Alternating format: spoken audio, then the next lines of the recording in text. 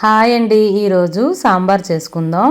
మరీ పలుచగా కాకుండా మరీ థిక్గా కాకుండా ఇలాగా కన్సిస్టెన్సీ వచ్చేలాగా చేసుకోవాలి సాంబార్ ఎప్పుడైనా సరే. ఇప్పుడు ముందుగా నేను రెడీ చేసి పెట్టుకున్నానండి. సాంబార్కి ఏమేమి కావాలో చెప్తాను చూడండి. ఉల్లిపాయ, సొరకాయ, ములంకాడ, టమాటా, ముల్లంగి ఇవన్నీ కోసుకొని పెట్టుకున్నాను.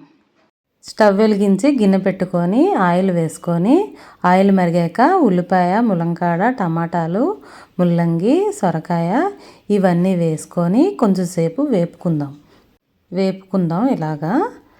మా ఛానల్ కానీ ఫస్ట్ టైం చూసినట్టయితే సబ్స్క్రైబ్ చేసుకోండి, షేర్ చేయండి, లైక్ చేయండి.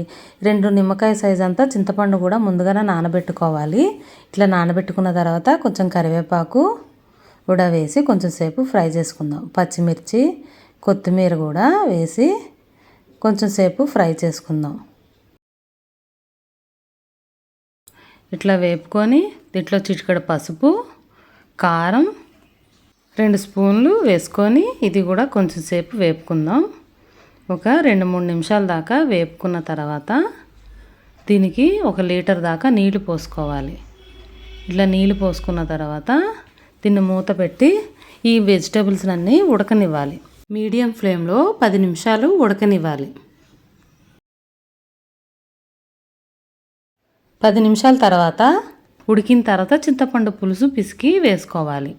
కరెక్ట్గా మనకి ఎంత కన్సిస్టెన్సీ కావాలో చూసుకొని ఇప్పుడు పులుపు అడ్జస్ట్ చేసుకోవాలి. ఇట్లా ఇది వేసిన తర్వాత కూడా ఒకసారి మూత పెట్టుకొని దీని రుచికి సరిపడగా ఉప్పు వేసుకొని ఒకసారి కలుపుకోవాలి. ఈ పులుసులోనే ముక్కలన్నీ ఉడికిపోవాలండి బాగా. ముందుగానే 1 కప్పు కందిపప్పును ఉడకబెట్టి పక్కన పెట్టుకున్నాను. ఆ పప్పుని ఇట్లా గరిటెతో నలుపుకొని ఈ మరిగిన చింతపండు పులుసులో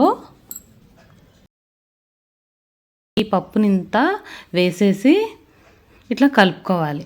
ఈ పప్పు వేసిన తర్వాత కొంచెం బాగా మరగనివ్వాలి.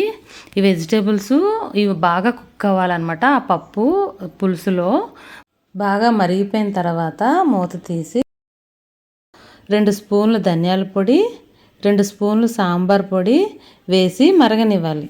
బాగా మరిగిన తర్వాత పోపు పెట్టుకోవాలి. పోపులోకి ఆవాలు, జీలకర్ర, మినపప్పు, కరివేపాకు, ఎండుమిర్చి, వెల్లుల్లిపాయ ఇవన్నీ వేసి కాస్త ఇంగువ కూడా వేసుకోవాలి వెల్లుల్లిపాయతో పాటు. ఇట్లా పోపు పెట్టుకోవాలి. అంతేనండి. For watching. సబ్స్క్రైబ్ చేసుకోండి.